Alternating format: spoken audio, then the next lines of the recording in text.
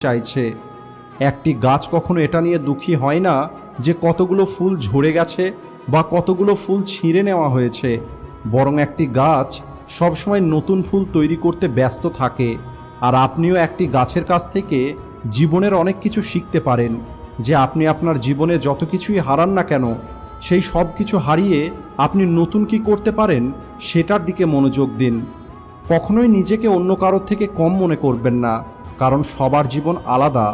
আমি জানি সূর্যের সামনে একটি প্রদীপ কিছুই নয়, কিন্তু অন্ধকারের সামনে একটি প্রদীপের অনেক মূল্য।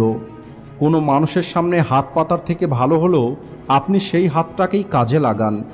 জীবনে যদি কখনো হেরে যান, তাহলে একটি কথা মনে রাখবেন, বয়স কখনো ক্লান্ত করতে পারে না, আঘাত কখনোই নিচে ফেলে দিতে পারে না।